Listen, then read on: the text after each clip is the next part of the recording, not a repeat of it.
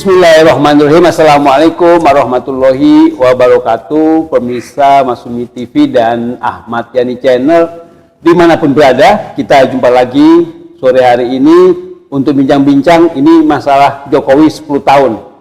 Apakah negara kita makin maju atau malah mundur?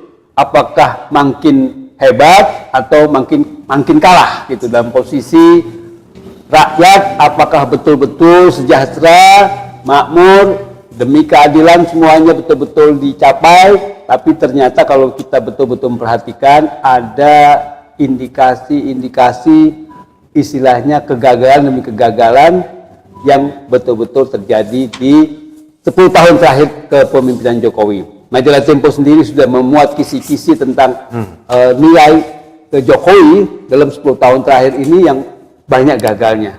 Nah, untuk bahas ini kita akan mendengarkan bagaimana pendapat dari Ketua Umum Partai Masumi, Bapak Dr. Ahmad Yani SHMH.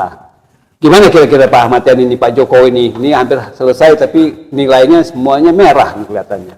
Ya, jadi Pak Eri, saya kira memang kalau kita mau melihat ya, tolak ukurnya itu kan kita harus punya parameter untuk menilai apakah Jokowi ini berhasil atau tidak berhasil dalam memimpin bangsa ini yang nyaris 10 tahun. Yang dahulunya banyak sekali orang berharap bahwa akan membawa Indonesia ini menjadi negara yang maju. Banyak yang berharap? Iya, banyak sekali orang yang berharap. Ada orang lah.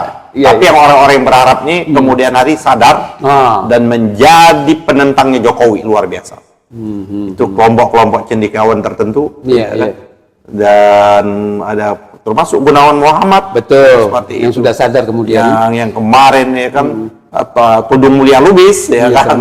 Banyaklah ada kelompok Juanda. Betul. Kenapa nih mereka berharap ini ya? Mungkin mereka tertipu menurut saya. Tertipu dengan ini menurut saya ada grand strategi, grand skenario yang luar biasa yang tanpa kita sadari. Menurut saya memang Jokowi ini udah diplot jauh-jauh hari untuk menjadi presiden.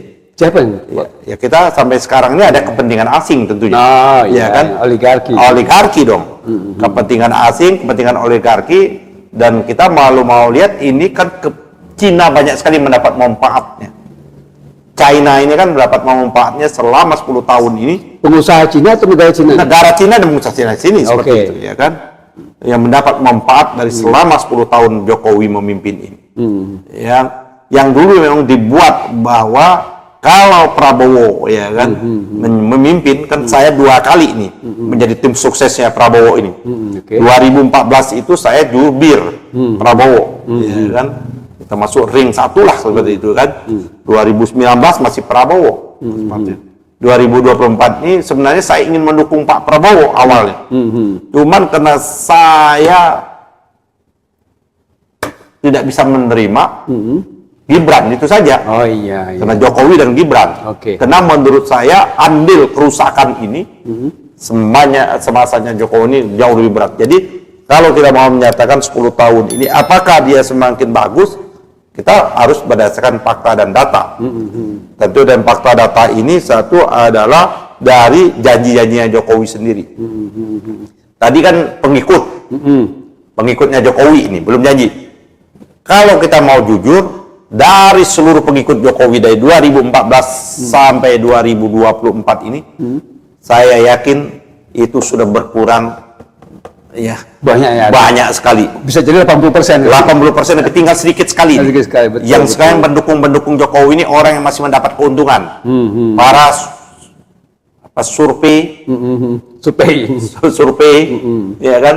Survei lembaga survei itu kan. Terus para buzzer yang masih dipiara.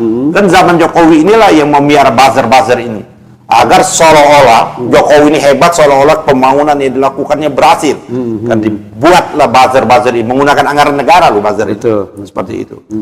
Nah, ternyata kan mereka akhirnya ya nggak apa-apa kan, orang yang salah dan taubat kan di akhir kan nggak masalah. Nggak masalah.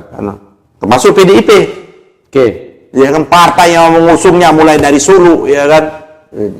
Terus mengusung dia di DKI, mengusung dia Pilpres 2 kali, mengusung Bobi, mengusung yang namanya Gibran. Akhirnya tersadarkan kan. Ya kan? Sekarang kencang sekali kan.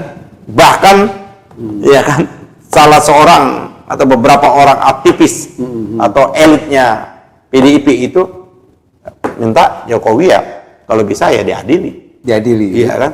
Karena ini menjadi penting pelajaran buat pemimpin kita yang akan datang. Itu kan dari konfigurasi pendukung. Sekarang kalau kita lihat janji, kan kalau mau lihat, ini yang lihat gampang, Pak Heri masih ingat. Jokowi ini kan mau naik ke Jakarta dengan jualan mobil SMK. Iya kan? Mobil SMK dibuat, itu penipuan itu. Betul-betul penipuan luar biasa itu. Mencolok sampai sekarang, bahkan Pak Ma'ruf Amin itu berjanji nanti kalau pada waktu kampanye sebentar lagi dia udah lihat pabriknya sebentar lagi akan diproduksi, ini mobil nasional. Nggak taunya mobil Cina ini kan. Dan tidak ada juga keuntungannya, satu ban pun belum kita lihat. Jangankan satu mobil, satu ban pun belum kita lihat.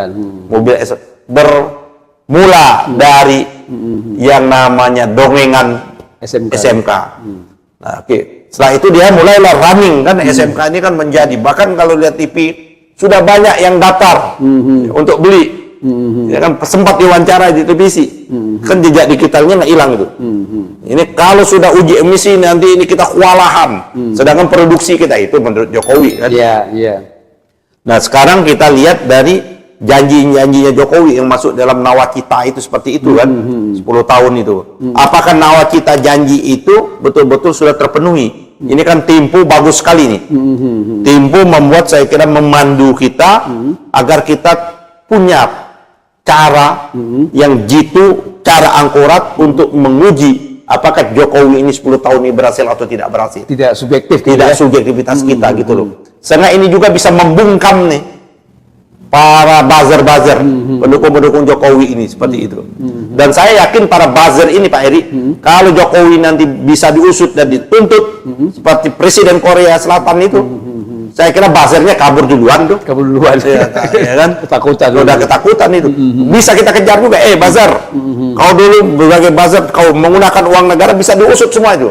Jangan lupa lu, para buzzer, para pendukung Jokowi yang menggunakan uang negara yang dalam rangka untuk menutupi kepalsuan ini, bisa kita tuntut juga seperti itu. Bisa dikejar ya? Bisa kita kejar. Kalau bisa sampai ke liang kubur.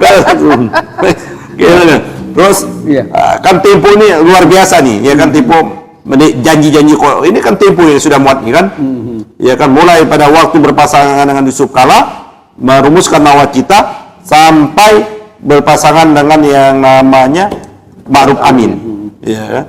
Apa yang janji-janji tersebut? Bahkan kalau Tempo itu menyatakan 10 tahun pemerintahan Jokowi berjalan, saatnya memeriksa pencapaian nawacita. Tempo menjanjikan Edisius yang mencatat sudah ada 18 dosa yang dilakukan oleh pemerintah yang menyebabkan kemunduran demokrasi.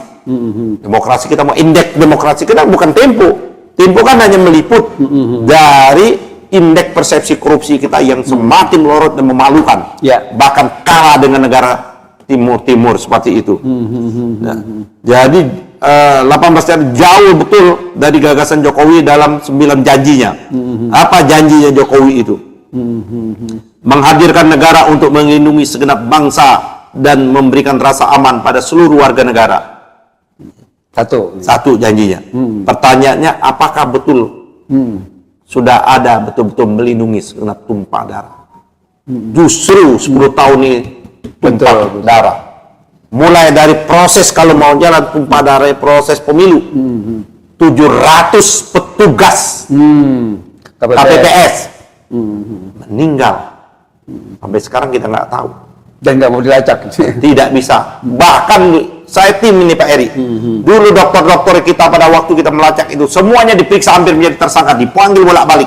Ya ampun. Yang menyatakan, mengibarkan ada yang di Riau, ada yang di Batam, ada yang di Jambi, di Medan. Dokter-dokter ini menyatakan ada saudaranya yang petugas meninggal, dikejar-kejar pada waktu itu. Ini bisa minta usut ini. Ada tindakan negara yang betul-betul yang represif ya seperti itu. Iya.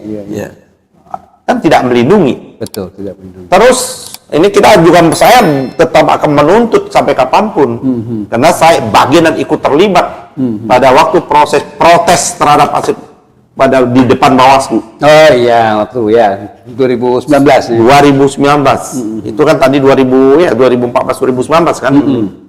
Itu ada 19 orang Pak Eri. 9 orang yang meninggal.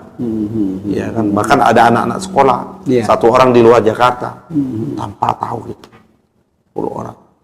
Terus yang mana lagi yang meninggal? Kan banyak demonstrasi menolak yang namanya undang-undang pelemahan KPK dan lain sebagainya. Ada mahasiswa di Sulawesi meninggal juga. Ya, seperti itu. Itu banyak sekali, ini ada catatan-catatannya seperti itu. Terakhir yang meninggal kan Laskar FPI, betul, bantai seperti itu.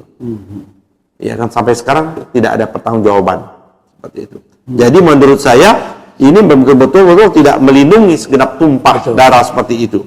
Ada 18 berarti ya, 18. Jadi menghadirkan negara untuk negara tidak melindungi, betul. Tapi ada satu hal karena waktu kita terbatas. Misalnya begini, kalau pendukung tadi memang kita tahu mereka seperti sadar sekarang ini gitu. Mungkin nggak kita salahkan mereka, karena dulu mereka yang membesar-besarkan Jokowi kan, sekarang mereka sadar sih, tapi mereka ada kesalahan mereka dulu kan. Tapi kan nggak apa-apa, salah dia kan akhirnya bagus ya. Andil kan tidak, mereka kan terpedaya. Bagaimana tipuan-tipuan itu? Coba lihat sekarang bagaimana kehidupannya Jokowi dan keluarga. Dulu kan Jokowi itu kan ada fotonya, bajunya harganya sekian, ya kan? Sepatunya sekian, tidak pakai jam dan sebagainya, ya kan? Sederhana, ya seperti itu. Ya. Saya pernah ketemu sama Pak Jokowi ini pada waktu 2012, pada waktu dia mau running di Pilgub DKI, pada waktu dengan Pak Taufik Kemas, ya kan? Saya ingat betul kata-kata Pak Taufik Kemas itu, masih terngiang-ngiang kayak. Kata-katanya dia, Pak Taufik Kemas nggak percaya ini pada suatu saat orang ini berkhianat. Ternyata kan terbukti kan, ya bagaimana meninggalkan PDIP, meninggalkan Ibu Megawati, ya kan, yang membesarkan ya dia seperti itu. PDIP itu melindunginya di DPR itu luar biasa seperti itu. Satu ya.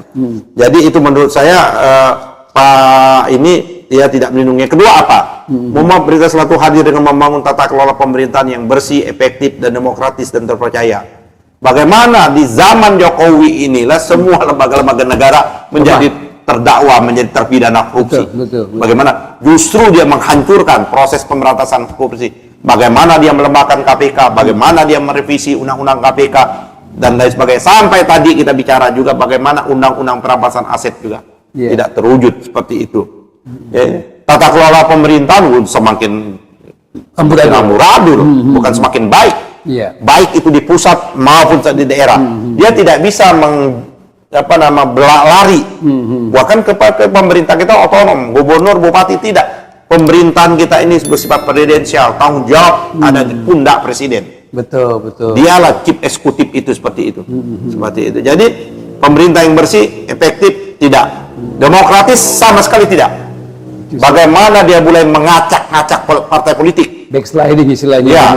Luar biasa Pak Eri. Zamannya Pak Harto aja tidak sekasar ini Pak Eri. Saya merasakan betul.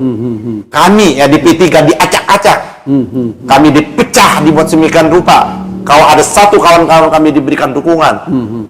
Pak Jokowi dilantik 2014, setelah itu dia melantik Menkumham Yasona Lawli itu, ya kan, Menteri Hukum dan HAM. Yasona Lawli itu dilantik, sorenya P3 Romi di SK-kan. Ya kan? Bagaimana? Tidak begitu lama Golkar juga dipecah. Kita lihat kan? Pecah. Ada Kongres Bali, ada Kongres Ancol dan sebagainya. Sehingga membuat KMP pecah. Bertaburan. Kan koalisi Merah Putih begitu kuat pada waktu itu. Iya. Kita diobrak-abrik betul seperti itu. Sama seperti sekarang ya. Iya. Partai politik ya kan. Betul. Nah sekarang ini juga seperti itu. Bagaimana pimpinan-pimpinan partai politik itu. Iya kan. Zamannya Pak SBY dia tidak menyentuh. Dia tidak mau mengendalikan. Makanya kita masih parlemen itu tidak dikangkangi seperti itu, tidak dikuptasi Pak Eri. Makanya zamannya kita pada waktu itu tuh meluncur ada hak interpelasi, hak angket dan lain sebagainya. Karena kita mandiri. Kenapa kita mandiri? Ketua umumnya pada waktu itu mandiri. Ketua umumnya tidak tersandra. Ketua umumnya bukan rawat inap dan lain sebagainya seperti itu. Kata Bang Rizal Ramli. Emang kokoh kita, tetap seperti itu. Ya kan? Dan Pak SBY juga demokratis, tidak sedikit-sedikit memenjarakan orang. Tapi bagaimana dia demokrasi? Kita mengkritik habis koalisi aksi menyelamatkan Indonesia kami. Kita deklarasikan, kita maklumatkan, kita umumkan berdirinya koalisi aksi menyelamatkan Indonesia 18 Agustus 2020. Tidak berapa lama proses penangkapan terjadi. Saya nyaris ditangkap nih Pak Eri. Di sini. Teman saya ditangkap, Saganda Nenggolan, Anton Pramana, Jumhur Hidayat, terus ada yang di Medan, terus ada yang di Bandung, di Surabaya. Saya nyaris pada waktu itu ditangkap. Karena saya punya argumentasi kuat. Padahal itu pasal-pasal yang dicari-cari seperti itu Pak Eri. Karena dianggap ancaman kami. Karena dulu istilahnya ada kelompok yang namanya dua kelompok besar. Satu Petamburan yaitu Habib Rizik, ya kan? Habib Rizik dengan kawan-kawan ya, kawan-kawan 212 dan sebagainya. Satu lagi adalah Menteng. Namanya kami, Kusuma Atmaja. Kusuma Atmaja 78 seperti itu. Dulu yang mau disasar itu Pak Gatot juga, Pak Din mau disasar, sudah mereka lupa seperti itu. Nah, bagaimana aksi ini yang itu juga demokrasi. Makanya jadi ditangkap banyak sekali orang-orang yang mulai mau ditangkap seperti itu. Bagaimana orang menyatakan harusnya kasusnya Bambang yang mengumumkakan, ya kan, mengumumkan Jokowi ijazahnya palsu. Seharusnya yang melapor Jokowi, tapi yang bukan melaporkan, yang melaporkan lagi polisi mengusut dan sebagainya seperti itu kan. Ya kan? Bambang yang diusut. Seharusnya Jokowi menghadirkan simpel. Kalau memang ijazahnya nggak palsu dihadirkan dong. Sampai sekarang. Sampai sekarang Pak Jokowi itu tidak pernah menunjukkan ijazah aslinya. Sampai sekarang. Itu suatu kesalahan luar biasa ya. Tapi kalau misalnya kita nanti udah mau selesai nih, selesai masa jabatannya, itu seperti kami apa segala mau balas dendam nggak untuk kita kan nggak boleh balas dendam. Apa namanya istilahnya? Kita menuntut hak kita, ya itu kan hak wajib itu kan. Tadi kayak gitu kan, tingkat kepercayaan COVID pada lembaga presiden memang kan dianggap hasil survei ini dibuat sedemikian rupa. Buzzer ini kan survei, ya antara survei sama survei itu kan beda kan? Apa sama Pak Edi? Beda. Survei. Survei. Banyak sekali sih kan membongkar ya kesalahan-kesalahan. Indeks korupsi kita juga terus membangun Indonesia dari pinggiran dengan memperkuat daerah desa mana? Nggak ada yang terbukti ya. Bagaimana tata kelola pemerintahan kita ini amburadulnya luar biasa. Bagaimana proyek swasta dijadikan PSN, ini PIK 1, PIK 2, PIK 2 ini, yang sekarang akhirnya hampir nyaris korban nih, pejuangnya Said Didu, ya. tapi kan Rempang kan gagal, karena rakyat Rempang melawan. Tapi PIK ini kita lihat saja, bagaimana ada proyek swasta, pembangunan swasta, reklamasi, dijadikan proyek nasional. Strategis nasional. Proyek strategis, nggak masuk akal. Zamannya Bang Ali, pembangunan Pluit itu saya kira contoh. Sayang orang setelah itu tidak diikuti cara Bang Ali membangun kota. Pluit ada dibangun otorita, ada negara sini, negara hadir. Negara dia baru kontraktor tetap dikuasai otorita. Zamannya Habibie kan ada otorita Batam. Betul. Kan ada negara, ada otorita Pluit. Kenapa tidak dibuat otorita ini? Pluit. Bukan PIX. Iya. PIX 2 ini. PIX 2 itu. Di model kayak Pluit seperti itu Pak Edi. Jadi menurut saya ini tidak tercapai lah. Kalau dia menyatakan memberikan anggaran, memang itu undang-undang. Zamannya saya sudah ketuk. Tidak ada orang yang bisa mengklaim bahwa undang-undang desa itu adalah milik satu fraksi, itu semua fraksi bekerja. Fraksi P3 di Komisi 2 ikut. Ya, inisiatif maksudnya. Iya, tidak ada. Ada yang ngaku-ngaku. Ya, bohong itu ngaku-ngaku itu. Seperti itu. Terus negara memperkuat negara dalam memperoleh sistem penegakan hukum bebas korupsi bermacam ini bagaimana? Hancur. Institusi hukum kita ini hancur sehancur-hancurnya. Kalau orang Medan bilang hancur sehancur-hancur, sur mansur sehancur-hancuran juga. Gitu loh. Dan kita dibuat memperbaiki lembaga hukum, lembaga peradilan. Bagaimana kita baru tadi? Bagaimana ada orang korupsi ratusan triliun bagian ya, yang Tony Tamsil dihukum 3 tahun dengan denda 500 5.000 rupiah, ya. 5.000 rupiah ya. KPK dilemahkan dan sebagainya seperti itu. Walaupun memang kita harus koreksi, banyak koreksi di KPK ini. Di zamannya Jokowi inilah banyak sekali ketua lembaga negara itu jadi tersangka. Betul. Ya kan? Bahkan dianggap melakukan tindakan melanggar etika. Ya kan? Ketua MK yang katanya negarawan itu harusnya mundur itu, Anwar Usman itu. Tapi Dia tetap saja dia gugat macam-macam, dia sudah tercela. Orang tercela, orang melanggar etika kok. Putusan MK seperti itu. Ketua KPU melanggar juga seperti itu, penyelenggara pemilu loh. Bayangkan hasil pemilu ini di tangan orang yang tidak punya etika. Melanggar etika loh seperti itu. Apalagi Pak Eri. Ya, itu banyak sekali kalau misalnya kita kualitas hidup manusia kita indeks semakin parah. Susah hidup Pak Eri. Sekarang ini semakin susah loh hidup. Pengangguran. Nah, ini kan ternyata hasil yang dikeluarkan oleh Kompas ya. Iya, Kompas. Ternyata menyerap tenaga kerja sangat rendah sekali zamannya Jokowi. Betul. Jauh dibandingi zamannya SBY. Berarti janji Jokowi untuk dalam rangka menyerap tenaga kerja itu tidak tercapai. Membentuk Bank Tani, bank lain tidak tercapai. Banyak lagi janji-janjinya itu kan. Ada 35 janji. Seperti itu Pak Edi. Terus swasembada pangan. Ya kan nggak juga tercapai Pak Eri. Ya kan membangun jalan tol laut nggak juga terdengar. Ya, seperti itu. Nah, dia bangun tol dari utang. Utang sekarang berapa Pak Eri? Ya, kalau misalnya kita lihat di sini sih utang pemerintah ya, pemerintahnya 8,2 triliun. Padahal dulu waktu SBY mewariskan hanya 2,6 triliun. Ya. Waktu Mega malah 1,2 triliun saja. Itu gitu. Utang pemerintah Pak Eri.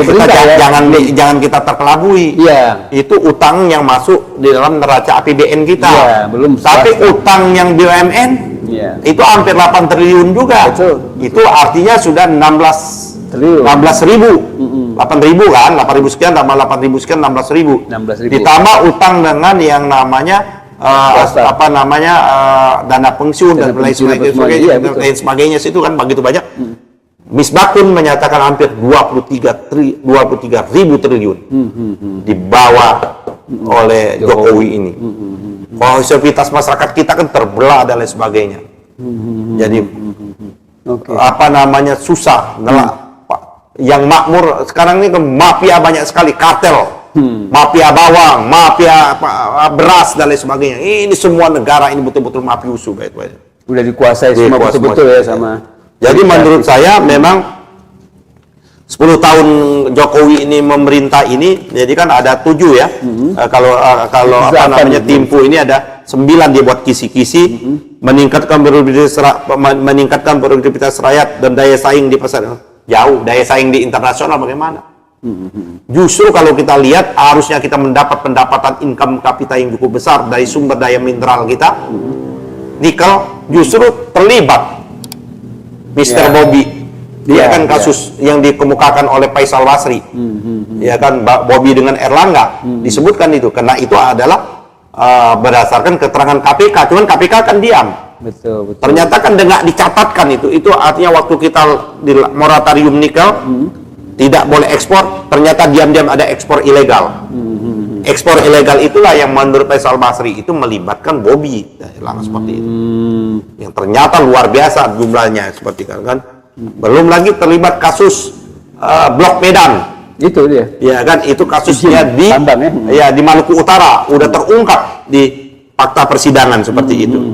Oke. Jadi itu produktivitas rakyat daya saing nggak ada kita. Justru dengan memberikan kemudahan masuknya produk-produk asing, khususnya produk Cina, membuat produk kita hancur, berantakan semua sekarang ini. Membuat pasar-pasar rakyat di Tanah Abang itu tutup hampir bagiannya, digelodok tutup dan sebagainya karena diserbu oleh barang-barang dari China dan seperti itu, Eri. Nah, terus apalagi nih?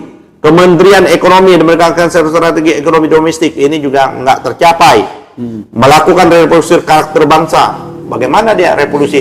Revolusi mental, bukan revolusi mental yang terjadi hari ini.